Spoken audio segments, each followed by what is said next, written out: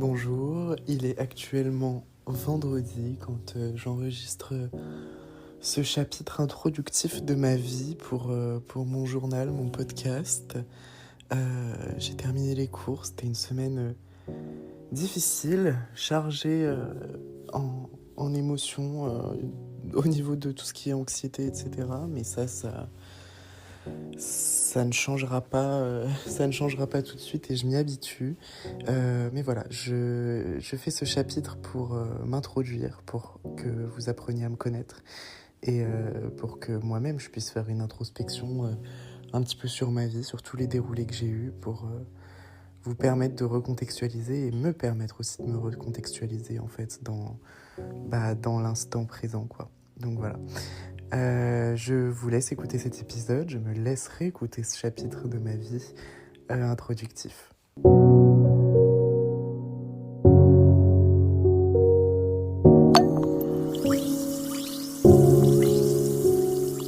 Attention, ce podcast traite de l'anxiété, de dépression et de sujets liés au suicide. Son écoute est donc réservée à un public averti. Si vous vous sentez vulnérable et proche d'un passage à l'acte, contactez le 3114, numéro national et gratuit de prévention du suicide. Je suis du coup votre hôte pour aujourd'hui, Baptiste CF, et bienvenue dans l'Anxiocast. Comme je l'ai dit, je vais faire cet épisode du coup introductif qui marche en fait comme une introspection pour vous permettre, et comme je l'ai dit juste avant, me permettre d'un peu mieux comprendre les passages, les moments que j'ai pu vivre en fait, toujours sur ce qui touche l'anxiété, hein, donc les états, dépression, etc. Pour remettre un petit peu les choses dans ce contexte avant de commencer réellement le chapitre 2 de ce podcast, donc le deuxième épisode de ce podcast qui traitera d'un des nombreux sujets dont j'ai à traiter qui sont liés tout le temps à l'anxiété. Du coup, moi c'est Baptiste, je suis né en mars 2004, donc j'ai actuellement 20 ans. Quand je parle, je me rapproche des 21 ans, donc la majorité internationale.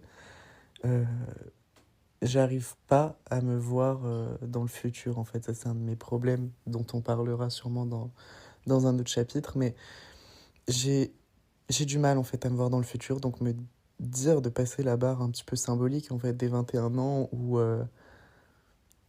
c'est la majorité internationale. Là, je commence vraiment à prendre de l'âge, en fait, hein. C'est ce qu'il faut dire. Je suis en deuxième année d'études. Je devais être en troisième année d'études, mais je vous expliquerai pourquoi.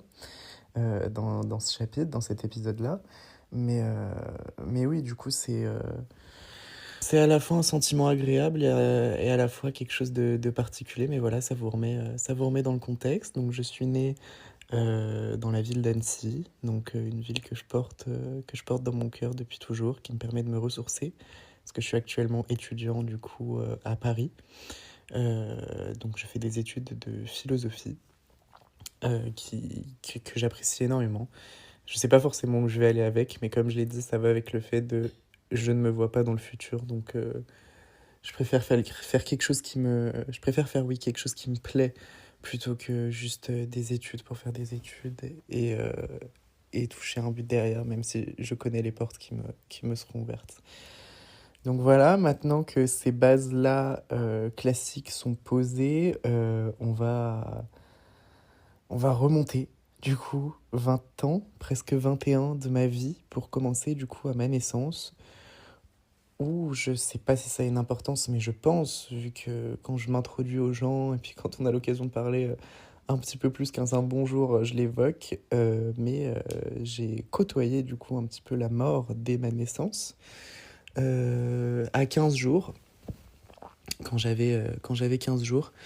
Ma maman trouvait que je mangeais pas assez, enfin que je buvais pas assez de lait du coup, et ça l'inquiétait beaucoup, donc elle s'est rendue au planning familial, qui a dit que c'était tout à fait normal à cet âge-là de pas se nourrir assez, d'avoir l'impression que l'enfant ne mange pas, et que si ces inquiétudes continuaient, il fallait revenir 2 semaines plus tard, donc le rendez-vous prévu en fait à la base par le planning.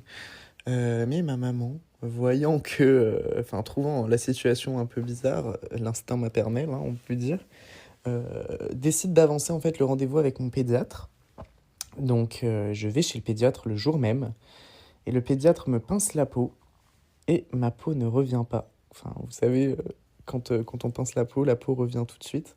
Moi, elle revient pas, elle reste, elle fait un peu comme du chewing-gum en fait. Et là, le pédiatre comprend que enfin, je suis pas nourri et que je suis surtout déshydraté, mais très très très déshydraté. Et il dit à mes parents, là, en fait, ce qui se passe, c'est que vous rentrez même pas chez vous. Vous passez pas par la case maison, vous allez directement à l'hôpital. Je vais à l'hôpital avec mes parents, donc toujours à 15 jours.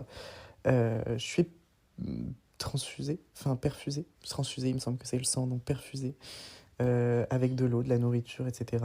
Et une fois que tout cet épisode est terminé, je m'en rappelle uniquement parce que c'est le récit de mes parents, hein, je tiens à le préciser, mais une fois que cet épisode est terminé, euh, on retourne en fait chez le pédiatre, et le pédiatre qui dit si vous étiez rentré chez vous, il passait pas la nuit. Donc c'est pour ça peut-être aussi que j'ai des problèmes à me projeter en fait dans le futur, étant donné que bah vraiment j'ai failli perdre la vie à 15 jours, donc enfin, on n'a même pas vraiment de conscience à cet âge-là. On est en train de la forger, donc je me serais même pas rendu compte de rien, j'aurais été témoin de rien dans la vie, donc un peu particulier. Mais voilà pour les bases. Ensuite, on va faire un petit bond en avant. Et on va arriver à l'école primaire. École primaire où c'est là que les angoisses ont commencé. Mais comme je sais pas ce que c'est que des angoisses, j'associe ça à un mal de ventre. Donc j'avais tout le temps mal au ventre, ça m'handicapait, j'allais plus en cours et je voulais plus y aller. Et j'ai jamais été harcelée en cours. Donc c'est même pas tant dû au harcèlement, parce que je n'étais pas harcelée, mais c'était vraiment j'étais tout serré en fait, bah, je pense comme un petit peu ce qui peut m'arriver maintenant et du coup, bah, je voulais juste être dans le confort de mon domicile avec mes parents parce que j'ai une maman qui est, heu, en situation de handicap, du coup elle travaille, à mi-temps thérapeutique, donc elle est souvent à la maison, donc ça me rassurait d'être avec ma maman et voilà, donc les angoisses commencent à l'école primaire où j'ai des périodes où je ne vais plus en cours pendant 2 3 jours et ça se répète toutes les années, assez régulièrement, assez fréquemment. Donc voilà, suite à ça, j'ai une première psychologue qui était pas faite pour moi en fait, c'était plus une sophrologue qui ressentait plus la situation comme une situation de stress vis-à-vis des cours, alors que je pense que c'était plus profond que ça et je saurais pas se situer parce que maintenant même que je fais cette introspection, je me dis mais elles partent d'où ces putains d'angoisses en fait, vu que en fait, avant l'école primaire, je n'avais pas eu d'angoisse, donc je ne sais pas. Je sais pas trop, d'où ça peut venir, mais bref. Donc j'ai une psychologue qui est en fait plus une sophrologue qu'une psychologue, à qui je m'identifie pas du tout, à qui je me livre absolument pas, sur les choses que je ressens et j'arrive pas à comprendre en fait ce que je ressens. Donc elle non plus, je pense, n'arrive pas à m'aider. Bref, j'arrête de voir cette sophrologue, mais les angoisses restent. Et là, on va de nouveau faire un grand bond en avant. Et on arrive du coup à la période de ma quatrième, enfin de mon collège déjà, où ça se passe plus ou moins bien, hein, toujours ce que j'appelais des maux de ventre en fait. Donc je ne vais plus en cours certains moments, donc voilà, mais c'est jamais des très grosses périodes, hein, ça va être du maximum 4 5 jours. Donc maximum une semaine de cours en fait, mais je rate jamais plus. Donc voilà. Mais arrivé en quatrième, en fait, j'ai la dépression qui arrive. Et là, on est sur un passage vraiment pas facile de ma vie où, en fait, je romps un petit peu les liens avec tout le monde. Donc mes amis, ma famille. Donc ma famille, j'entends mes parents. Il y a eu des éléments un peu plus profonds, en fait. C'est-à-dire que mes parents ont toujours été très stricts avec moi. Enfin, stricts. À moindre mesure, je me faisais pas taper dessus, c'était pas non plus, voilà, mais c'était surtout très stressant en fait au niveau des résultats scolaires. Il fallait que je sois très scolaire et ça a été très compliqué cette période-là. Quand je sortais avec des amis, j'avais un couvre-feu du coup, ce qui est logique au collège en soi. Mais si je débordais ce couvre-feu de 1 minute, c'était des reproches tout de suite, etc. Donc la vie, c'était quand même très serré et notamment ma maman. avait tendance à demander même aux professeurs de serrer la vis davantage tout le temps. Dès que j'avais des punitions, quoi, parce que j'avais oublié un cahier, il fallait serrer la vis davantage. Jusqu'à ce que, bien sûr, à l'ère du numérique et des plateformes numériques, une super plateforme du nom d'École Directe apparaisse. Donc, on peut voir les notes en temps réel, en fait, sur École Directe. Et ma maman m'attendait, en fait, quand je me réveillais dans le salon, en me disant t'as vu la note que t'as eue là, t'as vu la note que t'as eue là.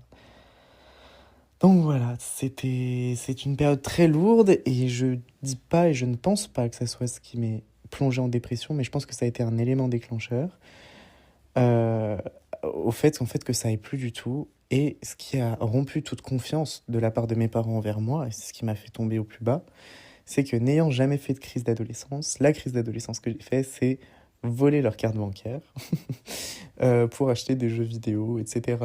En ligne. Donc, je ne recevais rien à la maison. Donc, en fait, ils pouvaient s'en rendre compte que en visualisant leur compte, ce qu'ils font pas souvent. Mais voilà, et ça, c'est vrai que ça a rompu une énorme confiance avec mes parents. Euh, donc, mes parents, pas s'étaient éloignés, mais ils étaient plus stricts que stricts, en fait. Je sais pas comment expliquer. Et du coup, à partir de ce moment-là, en fait, ça a été.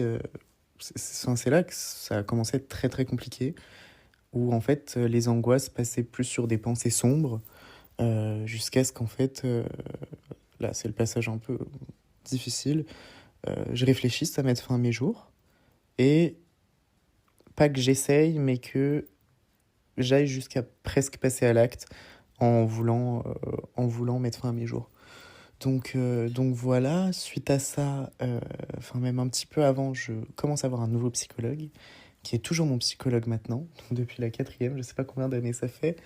Donc voilà, on a fait des pauses entre-temps, parfois même de plusieurs années, mais, euh, mais oui, c'est toujours mon psychologue, donc vous vous doutez de ce que je vais vous dire, et moi qui écoute de nouveau ce chapitre introspectif, je me doute que ce psychologue est très bon et que j'aime beaucoup ses méthodes, etc. Donc voilà. Donc pas du tout de sophrologie. Il me parle et j'ai besoin de ça pour essayer de débloquer des choses. Je n'aime pas juste parler moi. Et on met du temps en fait avec ce psychologue avant qu'il me fasse briser la glace et je me rappelle, me dise, mais Baptiste, en fait, de ce que tu me racontes, tout va bien. Donc en fait, pourquoi ça fait 5 séances que tu viens? Raconte-moi vraiment ce qui va pas. Et de là, je raconte toutes ces histoires de cartes bancaires, etc. Et tout, en fait, ce qui m'arrive, les ressentis que j'ai, parce que je suis enfin à même de comprendre ce qui est en train de se profiler, en fait. Et je lui explique notamment ces pensées suicidaires que j'avais, donc à cette période-là, donc de dépression quand même assez importante, jusqu'à, j'ai pas tenté, mais pas réussi, mais j'ai essayé sans aller jusqu'au bout, en fait, de mettre fin à mes jours. Donc voilà. Et de là, quelques semaines plus tard, mon dossier est fait pour rentrer en hospitalisation complète dans un hôpital psychiatrique. Donc pour les personnes jeunes en dépression. Et de ce passage-là, je pourrais pas vous en dire grand-chose et je pourrais, enfin, je parle à moi là qui écoutera peut-être ça plus tard. Je peux même pas m'en dire grand-chose parce que jusqu'à maintenant, j'ai plus aucun souvenir de ce moment-là. Donc c'est blackout total. Mon cerveau a oublié cette hospitalisation. Je me rappelle d'une seule image affreuse et franchement, je pourrais en pleurer, je pense, rien qu'en en parlant. Mais je me rappelle de cette image où je sors. J'avais une autorisation de sortie en fait d'à peu près 2 heures de cet hôpital, enfin de cette clinique, pardon. Et je me rappelle pleurer et hurler dans les bras de mes parents en les suppliant de ne pas y retourner et de pas m'y emmener de nouveau en fait là-bas tellement je trouvais ça horrible. Et des quelques souvenirs que j'ai, je sais que les situations étaient très particulières là-bas et moi j'avais du mal à me rendre compte de comment j'étais, même si je pense que cette thérapie et cette hospitalisation m'a fait du bien. Je pense qu'elle m'a profondément choqué aussi du fait que j'ai vraiment tout oublié, c'est-à-dire que cet endroit, je sais plus à quoi il ressemble. Je connais plus les soignants à quoi ils ressemblent parce qu'on avait un certain nombre de séances avec des psychologues, etc. Je ne sais pas à quoi il ressemble. Je me rappelle juste du nom de mon psychiatre et encore ça, peut-être sa tête. Mais je pense que si je le croisais dans la rue, je pourrais pas le reconnaître parmi plusieurs individus, mais voilà. Et dans cette hospitalisation, j'y reste donc 2 mois. de ce que me dit mon psychologue, en fait, quand on en avait reparlé. Parce que je répète encore une fois, hein, mais je n'ai aucun souvenir. J'avais même pas de souvenir de combien de temps j'y étais resté. Mais je me rappelle de la promesse, avant d'y aller, où on m'avait promis que je resterais pas plus de 2 semaines, vu que mon état, ça nécessitait pas plus. Mes parents savaient que ça allait être plus, mais ils me l'ont pas dit. Et je pense qu'ils ont bien fait sur ce coup-là, même si les non-dits ont provoqué pas des situations désobligeantes hein, dans ma relation avec mes parents. Mais voilà. Donc voilà, je sors de cet hôpital, je suis ensuite placé en hôpital de jour, donc je suis quand même hospitalisé toute la journée, mais je rentre chez moi pour dormir le soir. Donc c'est un taxi qui m'emmène tous les matins et qui me ramène tous les soirs. Voilà, cette situation-là, elle dure par contre beaucoup plus longtemps. Donc ça va durer, je pense, bien 6 mois par contre, cette hospitalisation en hôpital de jour. Ça non plus, je m'en rappelle pas en fait. Euh, quand je fais cette introspection, du coup, ça me fait comprendre qu'il faut peut-être que j'en parle avec mon psychologue aussi de ça en fait. Et, euh, et je retourne petit à petit en cours, et là, c'est les questions auxquelles je bifurque et je veux pas répondre, donc je ne réponds pas à ces questions-là. Donc voilà, fin de l'hospitalisation, je vais beaucoup mieux. J'arrive en troisième parce que je ne redouble pas malgré le fait que j'ai été absent à plus d'un trimestre. Un trimestre et demi, je dirais, presque deux. En fait, bien 2 trimestres. Et puis j'étais pas présent à 100% en fait en cours au collège en fait en sortie d'hôpital de jour. Donc voilà, ça va mieux, je- beaucoup mieux. Cette hospitalisation m'a fait un grand bien. C'était un grand bol d'air frais en sortant. Mais est-ce que ça allait mieux parce que j'ai détesté mon hospitalisation là-bas et c'est ce qui m'a fait tout oublier? Ou est-ce que euh, bah, ça allait mieux parce que réellement la thérapie a fonctionné? Je ne sais pas. Et d'ailleurs, j'ai un avis sur les hôpitaux psychiatriques français qui utilisent des méthodes, je trouve, pas tordues, je dirais pas ça, mais très violentes en fait. Parce que je suis pas le seul hein, qui a été dans des connaissances que j'ai eues notamment là-bas à aller en hôpital psychiatrique et n'avoir aucun souvenir des lieux. Donc voilà, par contre beaucoup de souvenirs en hôpital de jour, ça y a pas de souci, mais c'est vraiment l'hospitalisation complète, j'ai plus aucun souvenir. Enfin voilà, je sors de cette hospitalisation, ça va beaucoup mieux, mais l'année d'après, on arrive à la période hivernale, la période à laquelle j'ai été hospitalisé, et ça va plus. Et ça va plus, mais je tiens vachement debout en fait. Enfin, c'est-à-dire que je m'effondre pas, ça va, je suis pas au bout, je, je craque pas, je m'arrête pas de travailler, enfin, je n'arrête pas le lycée, je n'arrête pas le collège. Donc, ça fonctionne à peu près, mais toujours dans cette période, ça va pas. Et je me rends pas compte, en fait, enfin, je me rends pas compte de pourquoi ça va pas. Et là, on va faire à nouveau un bond en avant, parce que mes années lycée finalement se sont bien, même très très bien passées. J'ai rencontré des gens géniaux au lycée, hormis les détails du fait que, oui, en effet, à chaque fois pendant cette période hivernale, mon moral descend très bas. Les années lycée se sont plutôt bien passées. Et on débute du coup les études supérieures. Je commence donc mes études supérieures à Chambéry, une ville de Savoie, pas loin d'Annecy, là où je suis né, où j'ai fait toute ma scolarité, etc. Et, euh, et en fait, je fais mes études là-bas à contre-cœur, parce que j'ai pas été accepté par le système Parcoursup où je voulais absolument faire mes études, c'est-à-dire Paris. Euh, j'ai pas été accepté, ça me dépasse, mais c'est comme ça. Et ça me mine un petit peu, mais j'arrive à quand même rester un peu debout pendant une période, et plus précisément pendant un semestre. Et c'est après, en fait, que ça va plus du tout. J'abandonne donc les études, parce que là, c'est même pas des angoisses, en fait, c'était du spleen continu. C'est-à-dire que j'allais pas bien en continu. Mes études me plaisaient pas. La ville où j'étais, je la détestais. Les gens qui étaient avec moi pendant ces études n'étaient pas des amis très proches, hormis une personne qui se reconnaîtra si elle écoute ça. Mais voilà, c'était pas des gens très proches, donc malgré le fait qu'ils étaient extrêmement bienveillants, je me sentais pas bien où j'étais. Moi, là où je voulais aller faire mes études, c'était Paris, donc cet échec était compliqué en fait à vivre. Donc voilà, finalement, je me mets à arrêter mes études, mais quand même travailler dans cette ville parce que j'ai pris goût à mon indépendance. Et j'y reste jusqu'à l'été où j'arrête et le système Parcoursup finit par m'accepter à Paris. Et donc, je vais commencer mes études à Paris et rapidement, à Paris, une fois que j'ai donc atteint mon objectif d'aller enfin étudier dans la capitale, c'est le début des crises d'angoisse. Et, euh, et là, c'est beaucoup moins drôle et, euh, et c'est toujours à la même période, hein. Donc, au début du mois de novembre jusqu'au mois de mars à peu près. Et, euh, et là, c'est les crises d'angoisse, donc je peux plus me lever. Je suis en boule, j'arrive plus à rien faire, en fait, c'est horrible. Je, j'ai toujours des pensées négatives, pas suicidaires, parce que juste, enfin, hormis la période de moi en quatrième, j'ai plus jamais été en dépression après ça.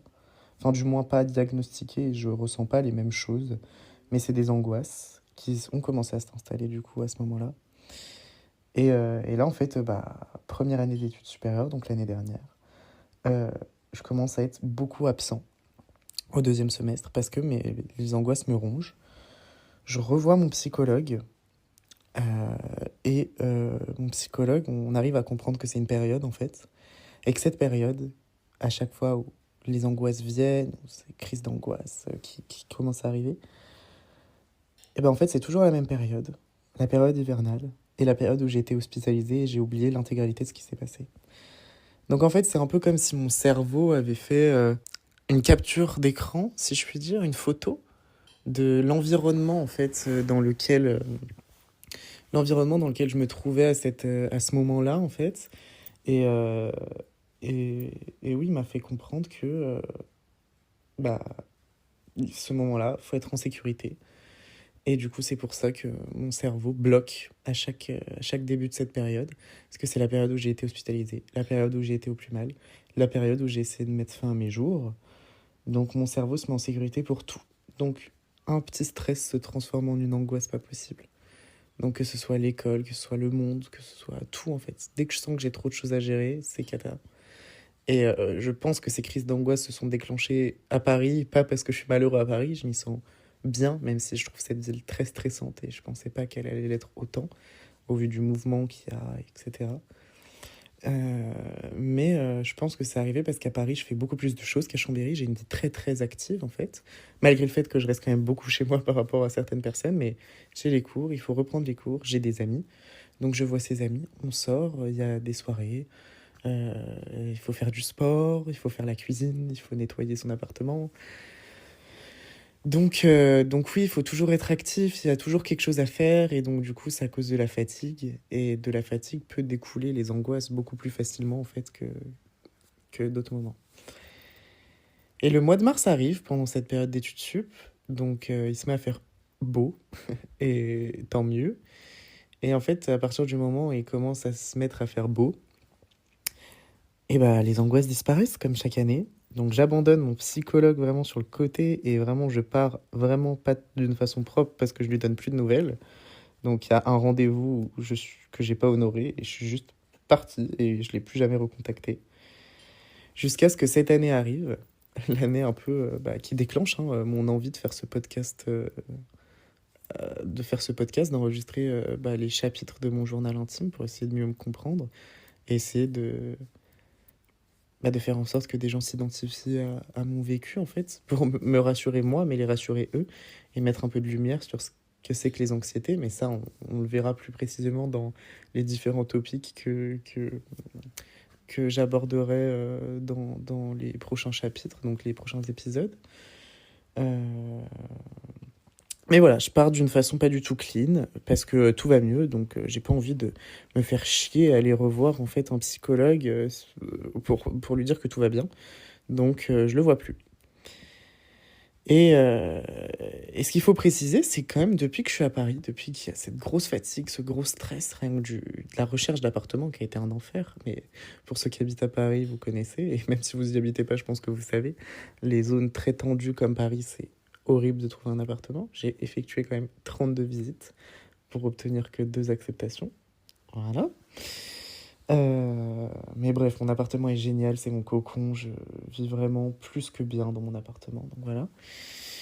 Mais enfin, on en est là.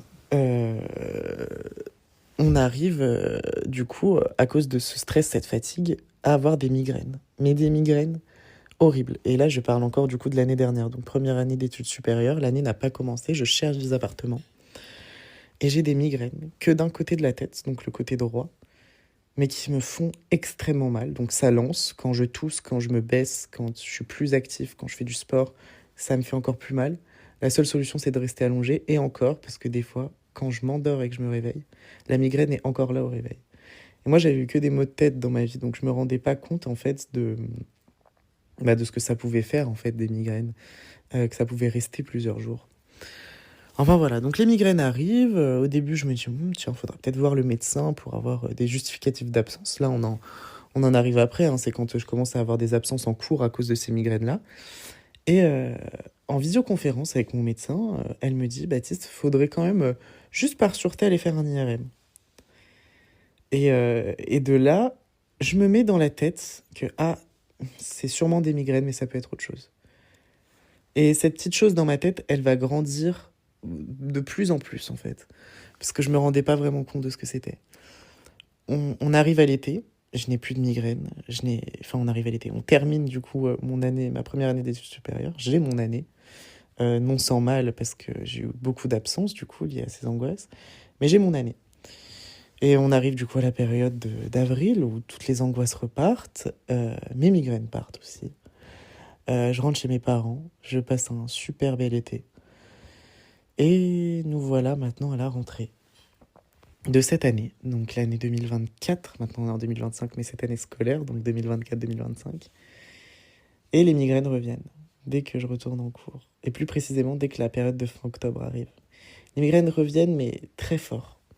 Et pour rigoler, je disais à des amis, non mais en vrai, ça se trouve, j'ai une tumeur au cerveau et tout, Enfin, vraiment, ça se trouve, je vais mourir et tout, machin, mais c'était à la rigolade. Et en fait, mon attention maintenant se portait que sur mes migraines, parce que ça me faisait aller mal et ça m'angoissait. Mais je me disais, ça peut pas être des angoisses liées à la période qui se répètent, parce que l'année dernière, avec mon psychologue, on a appris que c'était pendant cette période que j'étais pas bien. Donc j'ai résolu mon problème, parce que maintenant je sais pourquoi je suis pas bien, donc j'ai pas de raison de pas être bien. Donc si j'ai des angoisses, maintenant c'est que à cause des migraines, parce que je suis sûre que j'ai quelque chose. Et je commence à me mettre dans la tête que j'ai quelque chose. Je suis sûre que j'ai quelque chose, j'en pleure, mais je veux pas aller faire cette IRM parce que j'ai peur du résultat. Donc j'y vais pas. Au début ça va, et après je commence à manquer beaucoup de cours parce que les angoisses me bouffent. Et un jour, du coup, du mois de novembre, je décide d'aller aux Galeries Lafayette de Paris. Un jour où je n'ai pas été en cours pour me détendre parce que c'était une journée particulièrement semée d'angoisse à cause des migraines. Et même quand j'en avais pas, en fait, je me disais putain, mais ça se trouve, t'as vraiment quelque chose, faut faire un examen. Mais à la fois la peur de l'examen, donc je le faisais pas. Enfin bref. Je vais aux Galeries Lafayette. Je me sens très mal, genre j'ai la tête qui tourne. Donc je décide de rentrer chez moi. Puis je prends le métro. Et au moment où je suis dans le métro, je commence à sentir de la chaleur dans tout mon corps. Et j'ai les mains moites, j'ai la tête qui tourne, je me sens pas bien, il y a beaucoup de monde. Pour ceux qui connaissent la ligne 13 de Paris. Et, euh, et du coup, je sors du métro parce que je me dis que je vais tomber dans les pommes. Je reprends mon souffle, je fume une cigarette et je marche, je retourne dans la station de métro où je me suis arrêté du coup pour prendre l'air. Et je me dis, mais non, je peux pas le faire, ça recommence. Donc je ressors. Rien que la lumière me dérangeait, tout me dérangeait. Je décide d'appeler un taxi vers le pont Alexandre III, pour ceux qui se situent. Euh, je décide d'appeler un taxi pour rentrer chez moi, parce que je me dis, c'est le monde qui me fait ça. Je suis déjà pas bien, je suis déjà brassée, j'aurais pas dû aller à un endroit où il y avait trop de monde, voilà, ça me fait ça. Je suis dans le taxi, on a pu faire 200 mètres avant que je demande au taxi de sortir, parce que j'avais l'impression que j'allais retomber dans les pommes. Et c'est une amie qui m'a ramené gentiment chez moi, parce qu'après avoir appelé les pompiers, ils ne voulaient pas se déplacer, prenant pas ma situation au sérieux. Mais ça, les urgences de Paris, je pense qu'ils sont surchargés, et du coup, le service est, selon mon avis, très catastrophique. Donc voilà, je rentre chez moi, je pleure toutes les larmes de mon corps, je suis toujours pas bien, j'appelle mes parents. Mon père me dit qu'il arrive le lendemain, Dieu merci, il est à la retraite. Parce que oui, il faut préciser quand même que depuis la fin de mon hospitalisation, donc là on remonte à nouveau en quatrième, euh, ma relation avec mes parents est très consolidée, ça va beaucoup mieux, notamment depuis que je suis en études supérieures et qu'on est moins H24 ensemble. Donc voilà. Donc mon père arrive, je pleure, j'ai l'impression que même la lumière me dérange, je dis que je fais des crises d'épilepsie. Je pense faire des crises d'épilepsie, ce qui n'est pas du tout le cas en fait, hein. Je savais juste pas ce qui se passait. Et je me dis forcément tout ça c'est lié aux migraines. Donc c'est lié à ma tumeur au cerveau. Tumeur que je m'auto-diagnostique, hein, bien sûr. Et je me dis que c'est à cause de ça que je suis pas bien, que ça va pas, que je pense que je vais mourir en fait. Je pense que à ce moment-là, je pense ne pas passer Noël, pour être très franc. Donc voilà, je pense ne pas passer Noël, et je sais pas ce qui s'est passé. Mon père arrive, on passe 4 jours pas trop mal, mais j'ose plus prendre le métro, etc.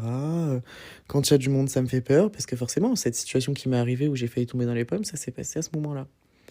Enfin, au moment où je prenais les transports où il y avait beaucoup de monde. Et à un moment donné, dans une des soirées, une semaine pile poil, parce que c'était un jeudi qui m'est arrivé ça dans le métro, une semaine pile poil, donc le jeudi d'après, mon père est encore à la maison. Et j'ai mal à la tête. Et je commence à tourner en boucle en me disant, non mais t'as forcément quelque chose. Il y a forcément quelque chose. Et j'appelle mon père, je lui dis que je suis vraiment pas bien, j'hyperventile un peu et tout.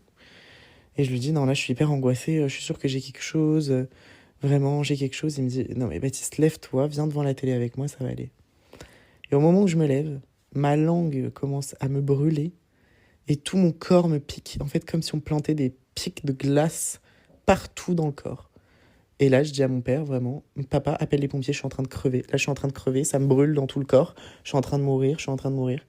Et heureusement, mon père a la meilleure des réactions. Il reste très calme. Il me tient la main. Moi, je suis allongée sur le canapé. Il me dit, ferme pas les yeux, mais fixe un point qui ne bouge pas et respire. Je respire. Ça va mieux. Je reprends mes esprits. Mais je vais me coucher après.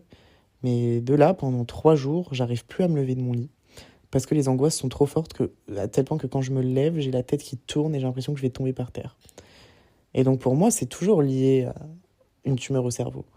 Hein, faut le préciser, je pense que oui, bah, c'est des effets secondaires de la maladie. Enfin, les effets de la maladie, même pas secondaires, c'est les effets de la maladie, c'est tout. Donc voilà. Mon père décide d'appeler SOS médecin voyant que je ne peux pas, que je ne peux pas me lever, que je peux rien faire, que je ne mange plus aussi parce que je suis écœurée de tout. J'arrive même pas à manger, je dois me forcer pour manger un tout petit peu. Et de là, SOS médecin vient et me dit, bah non, tout va bien, mais monsieur, est-ce que y a quelque chose qui vous angoisse terriblement en ce moment? Et je lui parle de ces idées de tumeur au cerveau, etc. Et il me dit, non mais monsieur, vous savez ce que vous avez fait la semaine dernière et là, il y a 2, 3 jours? Vous avez fait des attaques de panique. Vous avez fait vos premières attaques de panique. Et comme vous ne saviez pas les gérer pour le moment, vous ne saviez pas ce que c'était, vous êtes tombé dedans, donc vous êtes tombé au pire de l'attaque de panique. Et en effet, il se trouve que ces 2 événements, où ça me brûlait dans le corps et où j'avais l'impression que j'allais tomber dans les pommes, c'était des attaques de panique. Donc voilà, le médecin repart. Et au moment où il repart, moi je vais beaucoup mieux. J'ai plus la tête qui tourne, j'ai plus rien, parce qu'il m'a expliqué quelque chose. Donc je me sens beaucoup mieux. Oui, je sens que j'ai plus rien en fait, plus d'effets négatifs. Et c'est à ce moment-là que je décide avec mon père de là on rentre à la maison en fait parce que on rentre à Annecy pendant une période indéterminée parce qu'il faut que je me repose et au moment où je suis pas trop mal, faut le faire maintenant. De là, je vais voir mon psychologue, on parle beaucoup, etc. De ces crises d'angoisse et attaques de panique maintenant qui arrivent. Il m'apprend des méthodes pour les gérer. J'arrive maintenant à les gérer, donc je sens quand ça commence à monter, que mon corps commence à chauffer. Et je sais qu'il faut juste que je pense à autre chose en respirant et ça va beaucoup mieux. Et par la même occasion, je fais mon IRM cérébral pour savoir si j'ai une foutue tumeur au cerveau. Je pleure pendant cet examen tout le long, j'ai peur des résultats, etc. Finalement, tout va bien. C'est entre guillemets juste des migraines, donc c'est déjà très handicapant, mais c'est que ça, donc c'est pas plus mal. Mais voilà, c'est que des migraines, je suis rassurée, ça va mieux. Et pendant 3 jours, tout va bien. Il faut préciser qu'au moment où SOS médecin est venu, il m'a prescrit des anxiolytiques, donc je suis tous les jours sous anxiolytiques. Pas des choses très très fortes, je donnerai pas de marque, mais du coup la molécule c'est bromazépam, il me semble. Donc voilà, en fait, je suis sous anxiolytique, donc un anxiolytique pas trop puissant, qui me fait pas tourner la tête, etc. Parce que j'avais testé aussi l'alprazolam, qui là était cata, hein, pour des effets secondaires étaient horribles sur moi. Donc voilà. Une fois que je fais cet examen et que je sais que j'ai pas de tumeur, tout va bien. Je fais mon 31 décembre, parce qu'il faut préciser que tous ces épisodes se sont passés en fin novembre, début décembre. Je passe mon Noël, je passe mon 31 décembre, super, avec des amis, je revois des amis, je ressors, je m'en fiche de tout. Mais les angoisses se remettent à venir au bout d'un moment. Et bah en fait, ça n'évolue pas depuis maintenant. C'est-à-dire que quelques temps après, je rentre à Paris pour reprendre mon deuxième semestre, donc d'études. Et je suis toujours un petit peu hantée par les angoisses. Donc, c'est-à-dire que j'arrive à gérer les attaques de panique, mais elles arrivent quand même. Enfin, je n'en suis pas dispensée. Et, euh, et en fait, j'angoisse toujours parce que ah bah j'ai mal aux pieds, ah bah j'ai mal par-ci, oh bizarrement, j'ai mon oreille qui s'est bouchée. Ou plein de petites choses anodines se transforment en drame. Ou alors, oh, il y a beaucoup de monde dans le métro, ou j'ai beaucoup de travail, oh là, je me sens un peu enfermée dans cette salle de classe. Et tout ça déclenche le début d'une attaque de panique.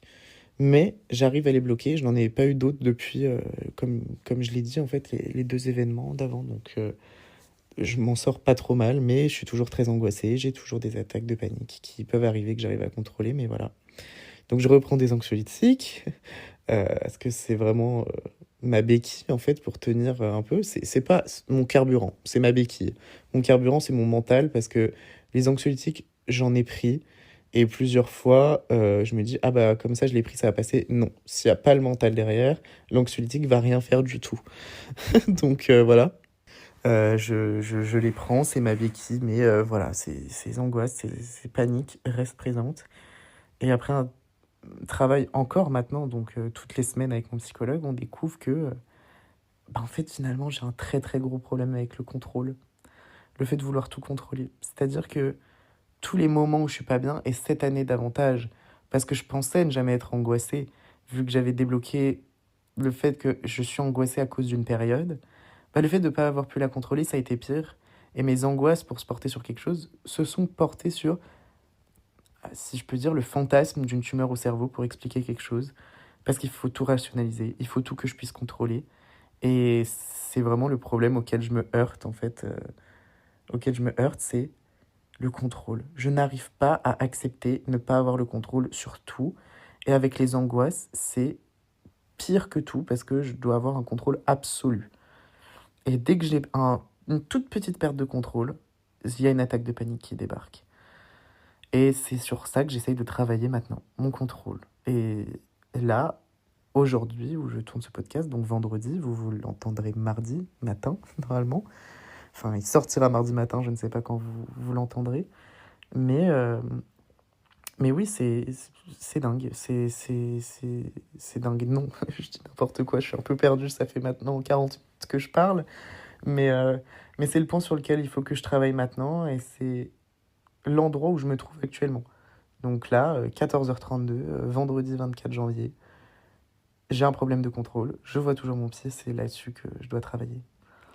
Et, et c'est tout en fait. Pour l'instant, les angoisses sont encore là. Je sais qu'elles risquent et vont me quitter en fait d'ici au mois de mars, quand il va faire un petit peu plus beau, que les jours vont se rallonger. Mais en attendant, j'attends, je patiente. Et à la fois, j'ai pas envie que ça parte trop vite pour essayer de résoudre les problèmes avant qu'ils arrivent à nouveau en fait l'année prochaine parce que enfin, c'est inévitable. Donc voilà, j'essaie de travailler au mieux sur moi là-dessus et voilà, mais c'est difficile, comme toute thérapie, c'est difficile. Donc voilà, mais voilà où j'en suis, en fait, actuellement. Et je pense que c'est tout ce que j'avais à dire. J'espère que je pense ne rien avoir oublié. Si peut-être quelque chose, tous ces événements où j'ai la tête qui tourne, où je me sens renfoncée sur moi-même, que j'ai mal, j'ai des courbatures, etc. Ce qui me fait paniquer, en fait, parce que je perds le contrôle de mon corps, en fin de compte. Bah, j'ai appris par contre là avec mon médecin traitant et mon psychiatre que bah, je découvrais ce que c'était les somatisations de l'angoisse. Donc, c'est-à-dire le physique qui prend le dessus sur le mental parce qu'on n'arrive pas à écouter suffisamment notre mental. Donc, c'est le physique qui parle pour faire comprendre que ça va pas. Mais ça fait très peur et je pense que c'est pour ça que j'ai eu ces épisodes très hypochondriaques en fait, où je fantasmais sur cette tumeur pour expliquer que oui, il y a quelque chose de grave, mais en fait, c'est des somatisations liées aux angoisses. Donc voilà, si certaines personnes peuvent se reconnaître aussi là-dedans, dans tout ce qui est somatisation, j'espère que ça peut aider. Enfin voilà, ça m'a fait un grand bien là de vider mon sac sur tout ce que j'ai vécu dans ma vie, toutes ces petites périodes, d'avoir fait une introspection. Là, ça fait ouais, 40 minutes hein, que je parle. Et ça m'a fait un bien fou. J'espère que ça fera du bien et ça vous permettra de vous raccrocher à mon témoignage pour certaines personnes qui vivent aussi dans des anxiétés, etc. Même si vous les avez pas vécues au même moment, pas les mêmes formes, que vous compreniez que vous n'êtes pas seul et que je puisse comprendre moi aussi par vos réactions que je ne suis pas seul. Et pour ceux peut-être qui n'ont jamais reçu d'angoisse, comprendre ce que c'est et l'handicap que ça provoque. Enfin, rien quand je le raconte, je ne sais pas si vous vous rendez compte la détresse que j'ai dans ma voix aussi à certains moments. Je pense que ça peut s'entendre dans mes intonations de voix si vous les interprétez. À quel point c'est dur même de raconter ces moments-là, tellement c'est handicapant. Et donc non, on n'est pas fou, on perd pas le contrôle. Enfin, si on perd le... Dans mon cas, oui, je perds le contrôle du coup de ma personne et c'est ça qui me fait paniquer, mais on n'est pas en perte de contrôle, on a toujours le contrôle, on est toujours dans notre corps, dans notre tête, on est bien, on est serein. Serein peut-être pas, mais normalement constitué, voilà. Et c'est juste des angoisses, et c'est un réel handicap. Et encore aujourd'hui, je crois que les angoisses, du moins en France, ne sont pas considérées comme un handicap, les situations comme ça. Et j'espère que les choses changeront à un moment donné. Et pour les personnes qui n'ont jamais vécu d'angoisse ou de choses comme ça, j'espère que ça éclaire votre lanterne en quelque sorte sur ce qu'on vit, les personnes angoissées, et l'horreur que c'est en fait d'être comme ça. Je dis pas que c'est la pire des choses, mais c'est une chose, et en fait avec des mets on referait le monde, donc oui, des gens qui ont des cancers, c'est sûrement bien pire, c'est même objectivement bien pire, je pense, que ce qui m'arrive, et c'est même pas je pense, c'est j'en suis sûr, il y a des situations pires que ça. Mais voilà, c'est un problème et c'est un problème à prendre au sérieux en fait parce que je pense qu'il touche énormément de personnes et notamment dans notre ère actuelle. Enfin voilà, c'est tout ce que j'avais à vous raconter et à me raconter si j'écoute ça plus tard pour ce premier chapitre d'introspection sur ma personne. J'espère que ça vous a plu. Je vais pas répéter tout ce que j'ai déjà dit, mais j'espère que vous avez pu vous identifier ou que ça éclaire votre lanterne. Et je vous dis à mardi prochain pour un prochain épisode, un prochain chapitre de l'Anxiocast. C'était Baptiste CF, merci d'avoir écouté et je vous souhaite une très bonne semaine, avec pas trop d'angoisse, je l'espère pour vous. Au revoir.